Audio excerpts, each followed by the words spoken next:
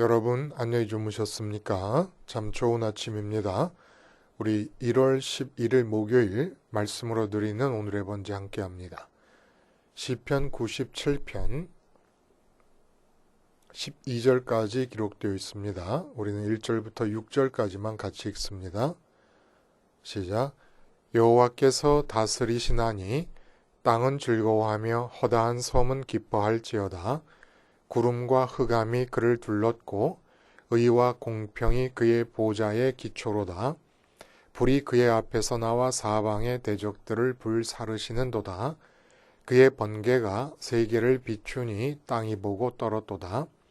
산들이 여호와 앞 곧 온 땅의 주 앞에서 밀랍같이 녹았도다. 하늘이 그의 의를 선포하니 모든 백성이 그의 영광을 보았도다.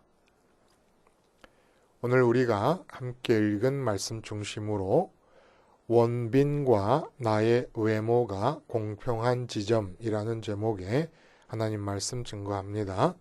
원빈과 나의 외모가 공평한 지점. 이 제목을 좀 더 이해가 분명하게 될 수 있기 위해서 좀 풀어서 말씀을 드리자면, 원빈과 나의 외모가 내게 공평하게 느껴지는 지점이라고 표현하면 되겠습니다. 원빈과 나의 외모. 또 여자분들 같으면 누가 대표적으로 요즘은 이쁘다고 일컬어지는 연예인입니까? 저 개인에게 여러분이 한번 물어보시면 여자 연예인 중에서 누가 제일 이쁩니까? 라고 물어보신다면 저는 수혜 씨를 말하겠어요. 그래서 수혜와 나의 외모가 공평하게 느껴지는 그 지점이 왜 그렇게 중요한 것인가를 오늘 본문을 통해서 우리가 함께 생각해 봅니다. 여러분, 오늘도 우리는 십자가 생활하에 나의 삶의 모든 것을 겁니다. 십자가 생활하라는 것은 내가 어디에 있든지 내가 지금 있는 그곳에서 내 마음으로 가장 먼저 십자가를 바라보는 겁니다. 그렇게 십자가를 바라보면서 예수님께서 십자가에 달려 죽으신 모습에서 바로 내가 놓여져 있는 그 상황에 대한 나의 죽음을 인정하는 겁니다. 이게 십자가 생활화예요. 세상에 대해서 내가 죽었다라고 갈라디아서에서는 포괄적으로 말씀하시지만 우리가 그 말씀을 생활화할 때가 되면 내가 지금 놓여있는 삶의 현장에서 예수님의 십자가를 마음으로 제일 먼저 떠올리고, 그리고 그 십자가를 바라보면서 내가 예수님과 함께 지금 이 육체로 거하고 있는 삶의 현장에 대해서 죽었음을 고백하는 것입니다. 그렇게 되면 갑자기 내 마음은 그 삶의 현장을 빠져나와 십자가 안쪽에 머물게 됩니다. 하늘과 십자가 사이에 머물게 됩니다. 그러면 십자가 바깥쪽에는 내 몸까지 포함한 내 몸이 처하게 되는 실제 삶의 상황이 있습니다. 그렇게 될 때 내가 십자가에서 주님과 함께 죽어서 빠져나와 십자가 안쪽 하늘을 향할 때 내 마음이 빠져나온 삶의 현장은 하나님이 다스리시게 된다는 거예요. 어디를 가시든지 그 일이 일어납니다.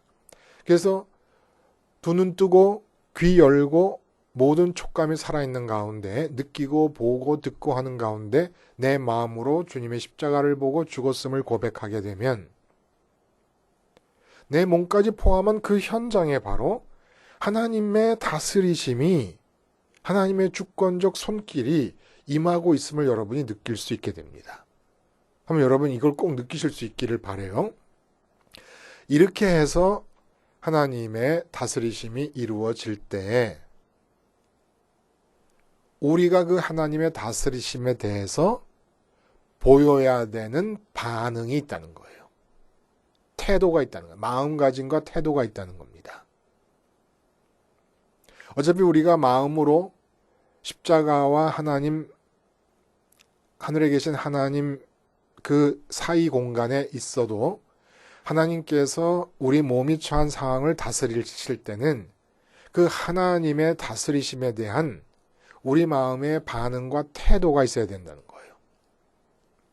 그 반응과 태도가 올바른 것일 때 하나님의 다스리심은 방해를 받지 않고, 또 거꾸로 말하면 그 삶의 현장에 대한 나의 죽음이 올바로 유지될 수 있다는 거예요.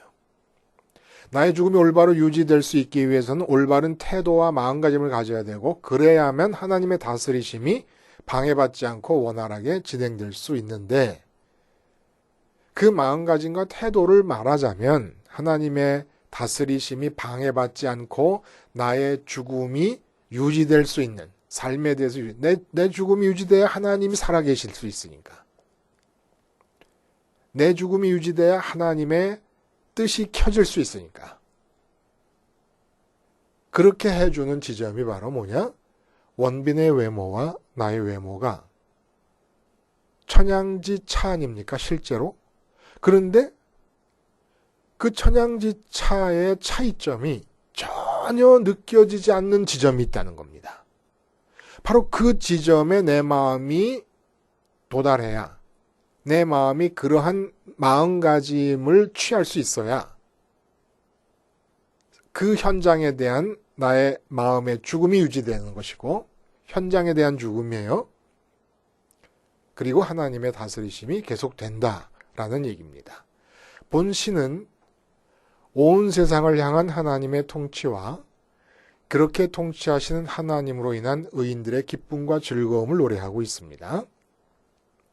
근데 본시를 이해하기 위해서 우리가 유념해야 되는 키워드가 있는데 두 가지, 의와 공평이에요. 의와 공평. 근데 의는 우리 칭의라는 말 많이 써요.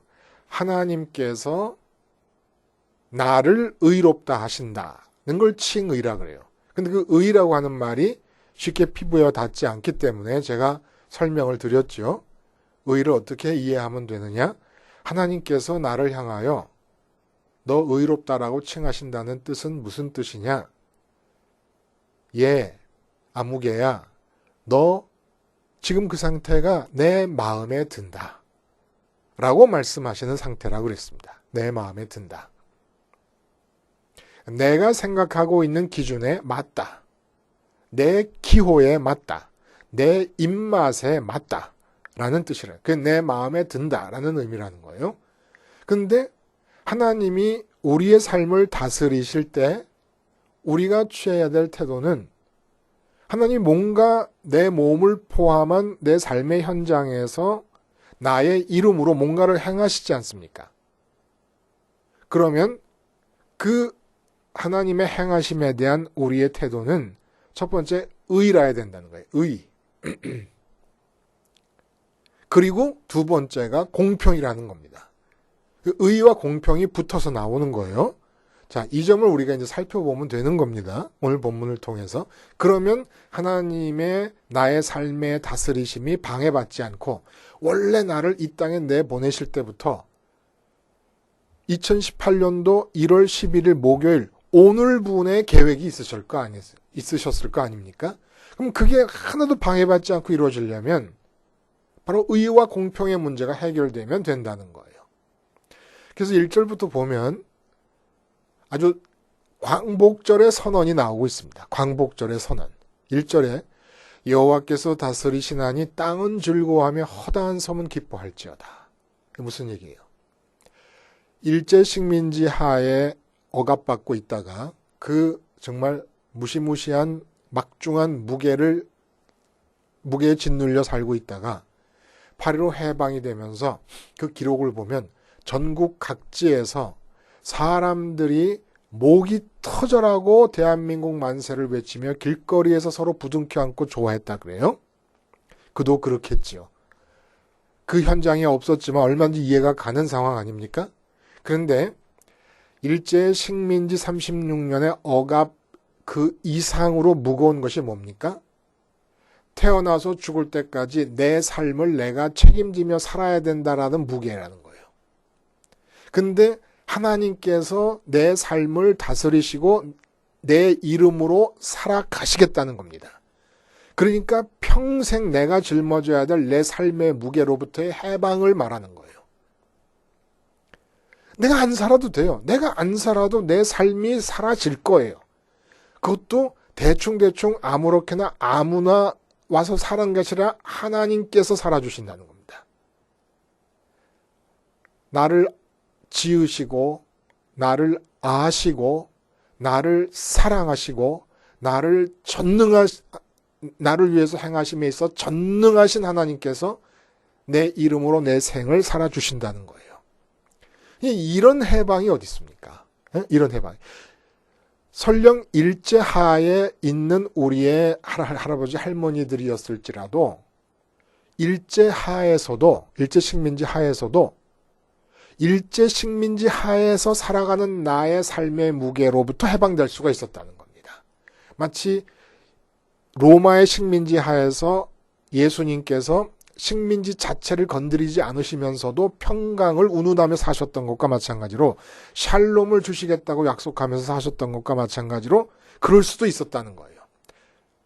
식민지로부터 독립이 분명히 돼야 되는 것이지만은 식민지가 있었더라도 식민지 하에서 사는 삶의 무게조차도 벗어버릴 수가 있었다는 거예요.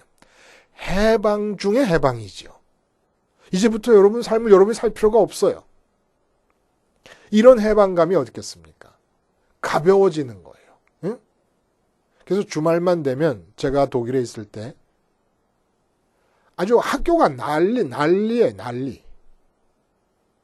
그 모든 독일 학생들이 그 가벼워짐을 어찌 주체할 바를 몰라가지고 우통을 벗고 다니고 술도 마시고 잔디밭에 뒹굴르고 난리가 납니다. 난리가 나. 가벼워짐이 그렇게 좋은 거거든요. 여러분들 기뻐하세요. 하나님께서 여러분 삶을 살아주신다는 거예요. 여러분이 지금 빚 가운데 있어요. 여러분이 지금 정말 해결이 불가능한 문제 앞에 놓여져 있습니까? 해방의 노래를 부르세요. 하나님께서 사시겠다는 겁니다. 단 올바른 마음가짐을 가지라는 거예요. 먼저 십자가에서 죽어요. 그래서 내가 처한 삶의 상황으로부터 마음이 빠져나와서 십자가 바깥쪽의 삶에 대해서 죽고 십자가 안쪽으로 마음이 들어옵니다. 십자가 안쪽으로 마음이 들어와서 우리가 해야 될 게 있다는 거예요. 하나님의 의와 공평을 인정하라는 겁니다. 하나님이 다스리실 때 그 하나님의 다스리심 속에서 의와 공평을 인정하라는 거예요. 그래서 2절 말씀이 아주 중요한 말씀이 됩니다. 구름과 흑암이 그를 둘렀고 의와 공평이 그의 보좌의 기초로다. 다스리심의 핵심이 되는 특성이 뭐냐면 의와 공평이라는 거예요. 이게 인격적으로 우리가 인정하고 수용하고 받아들여야 된다는 겁니다. 그럼 자, 그 의와 공평이 도대체 뭐냐? 의는 쉽게 말하면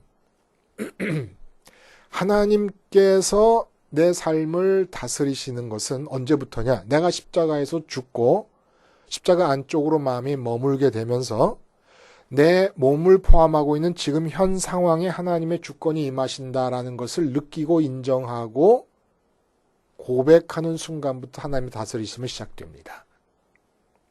근데 하나님의 주권이 내 삶을 쥐고 이끌어 가신다는 것을 느끼는 순간부터 우리가 해야 될 것은 지금 이 순간도 이 상황도 그 상황이 어떤 상황이든지 간에 대적들이 나를 때리고 있는 상황이든 사장님께 야단을 맞는 상황이건 그 상황 자체가 하나님께서 다스리고 계시는 것이고 의롭다고 인정을 하는 거예요. 무조건 옳다고 인정을 하는 겁니다.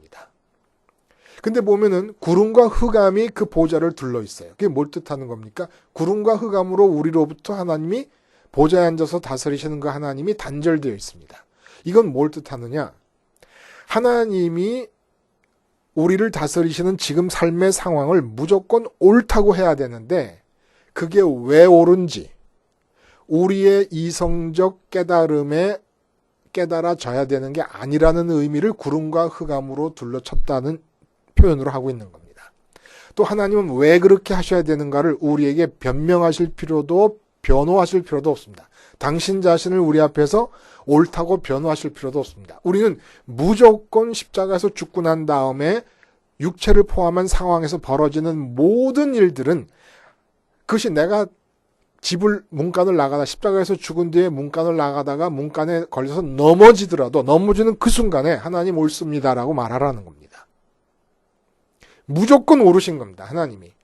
그리고 무조건 지금의 상황은 하나님의 전능하심과 무한한 지혜 속에서 나오는 최선임을 인정하라는 거예요. 이게 하나님의 의가 우리를 다스리신다라고 하는 내용이라는 거예요. 우리가 맞장구 쳐야 된다는 겁니다. 하나님의 의, 하나님의 속성은 의인데 그 하나님의 속성인 의로 우리를 다스리실 때 그 다스리심이 원활하게 되려면 인정을 해드려야 된다는 거예요.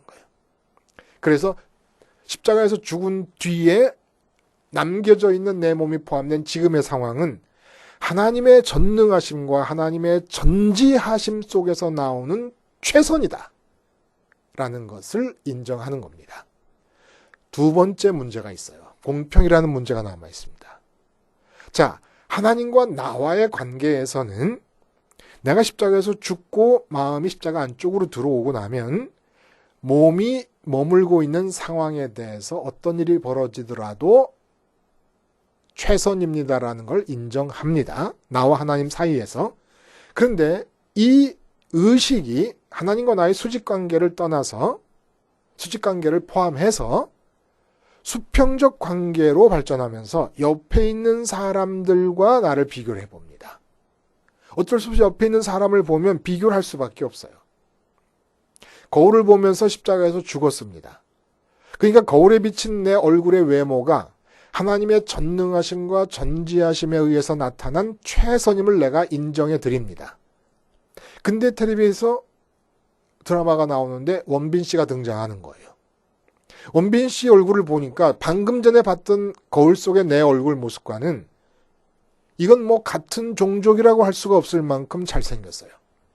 이 어떻게 같은 인간일 수가 있겠나 싶을 정도로 차이가 나는 겁니다. 이럴 때 어떻게 하겠냐는 거예요.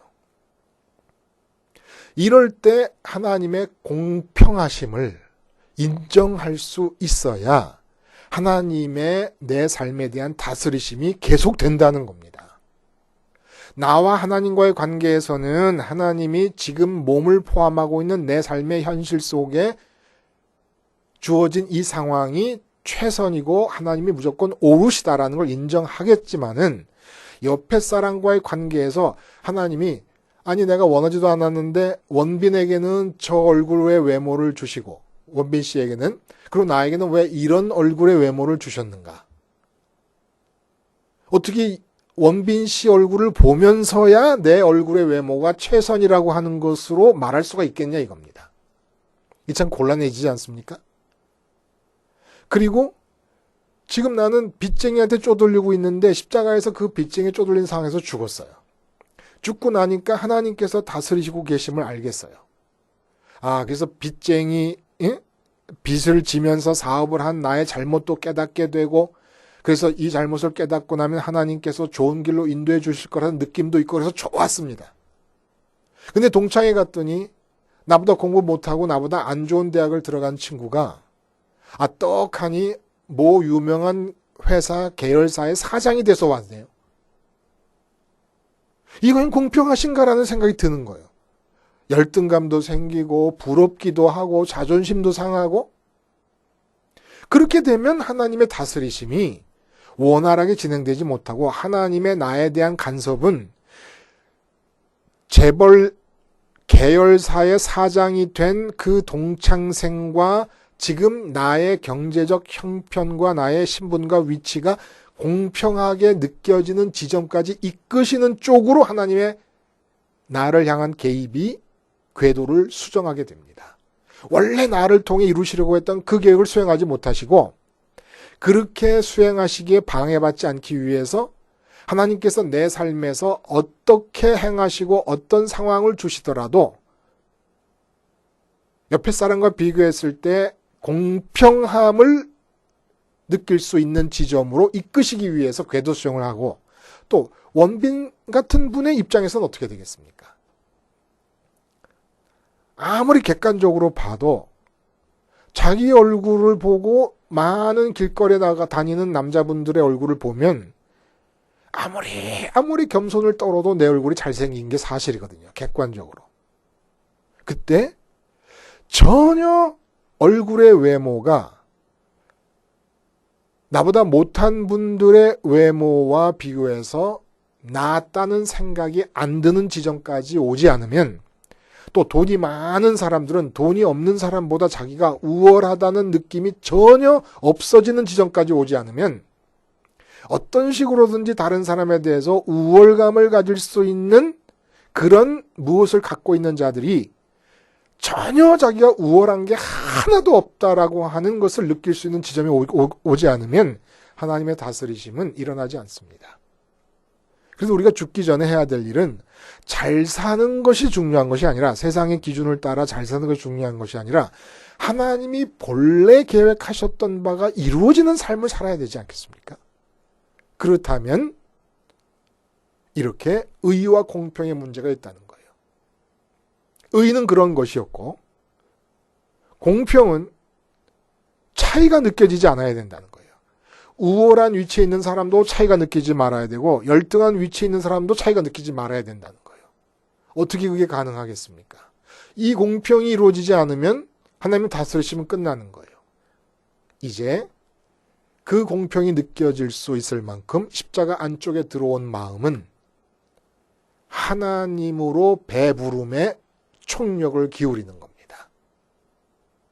무슨 말이냐?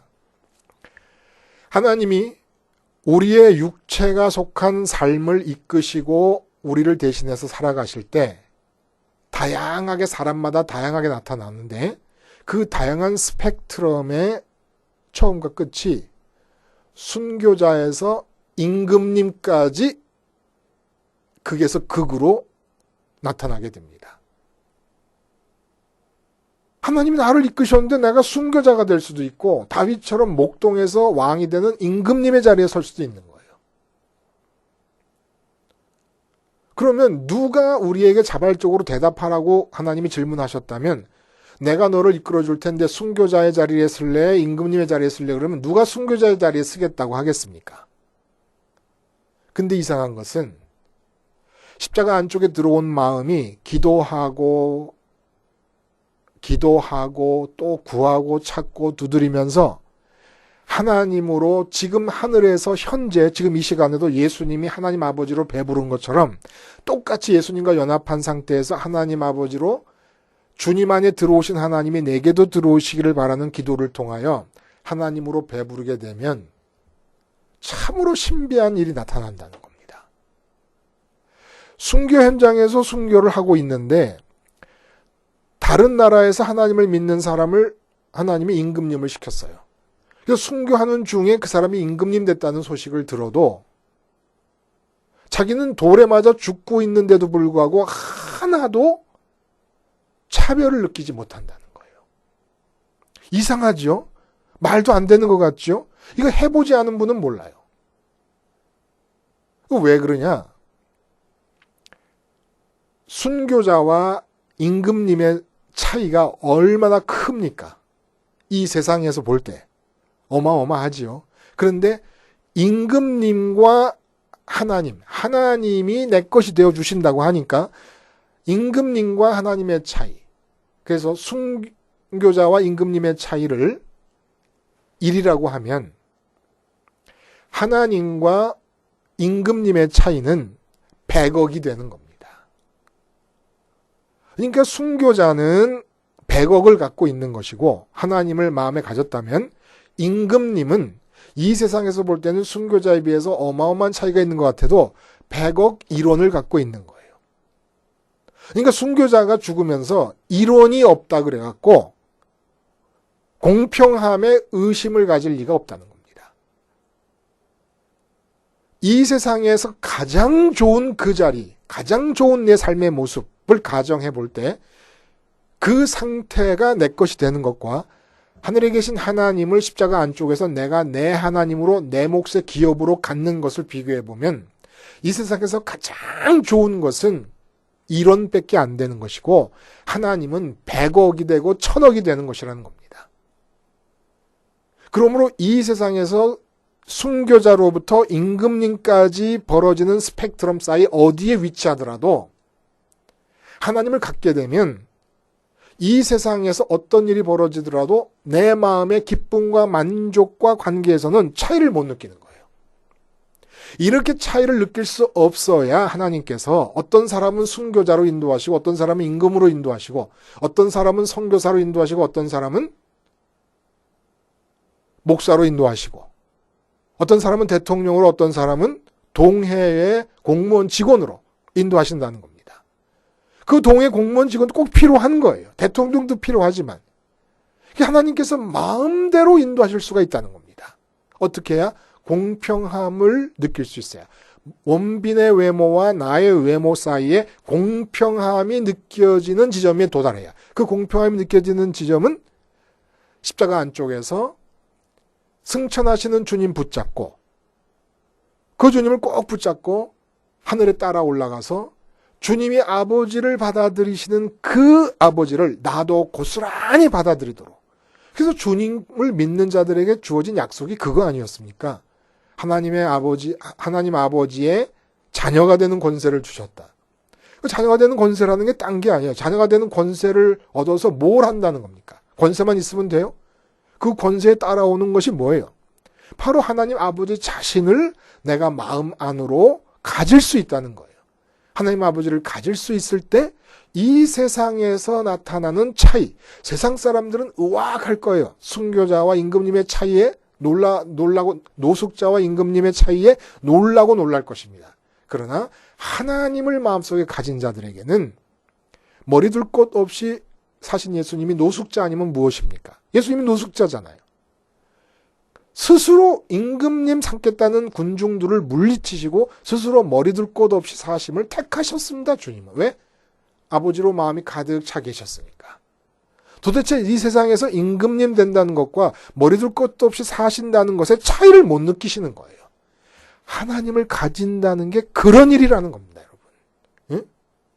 근데 기껏 우리가 100억 되시는 하나님을 갖는 것을 포기하고 1원짜리 대통령 되겠다고 온 마음과 힘과 뜻을 다해서 이 세상에서 살겠습니까? 1원짜리 재벌 총수 되겠다고 살겠느냐 이겁니다. 근데 이렇게 아무리 말해도 실제로 하나님을 마음으로 갖기 전까지는 느끼지를 못해요. 그럼 어떻게 하나님을 가질 수 있습니까? 어디를 가든지 마음에서 십자가를 잊지 않는 겁니다. 십자가를 잊지 않으면 내가 죽었음을 고백하기만 하면 내 마음은 십자가 안쪽에 있으면서 십자가 안쪽에는 십자가를 끝까지 계속해서 붙잡고 있고 마음으로 바라보고 있는 한 십자가 안쪽에는 약속이 지배합니다. 내가 나를 너의 기업으로 주겠다는 하나님의 약속이 지배한다는 거예요. 나도 모르는 사이에 수돗물이 틀어져서 차고 있듯이 그렇게 하나님으로 충만해지고 있는 겁니다. 그렇게 충만해져야 하나님의 이 세상의 육체를 포함한 현실 속에서의 다스리심도 방해받지 않고 원활히 진행되면서 동해 직원에 의해서 동네가 변한, 마치 수가성 여인 한 사람 예수님으로 충만해지고 동네를 뒤집었던 것처럼 그런 역사들, 거지같이 아무것도 없는 사도 바울 한 사람으로 로마가 뒤집혀질 수 있는 바탕이 깔리는 것과 마찬가지 역사들도 일어나는 것이에요. 꼭 대통령 안 되고 장관 안 돼도 상관없다는 겁니다. 이렇게 해서 의와 공평을 하나님의 다스리심에 맞장구 치며 우리가 반응을 보임으로써 하나님의 다스리심이 원활하게 진행되고 8.15 해방과 같은 나의 인생의 삶을 내가 짊어져야 되는 강박감과 막중한 무게로부터 해방되어서 가볍게 살아가실 수 있기를 바랍니다. 기도하시겠습니다. 하나님 아버지, 십자가 생활화로 몸이 속한 세상에는 하나님의 다스리심이 일어나게 하시고 내 마음은 십자가 안쪽에서 하나님으로 충만해짐으로써 하나님의 의로우심과 공평하심을 인정할 수 있으므로 하나님의 다스리심이 방해받지 않고 원활히 진행되는 생애를 오늘부터 죽을 때까지 살아갈 수 있게 하여 주시옵소서. 예수님의 이름으로 기도드리옵나이다. 아멘.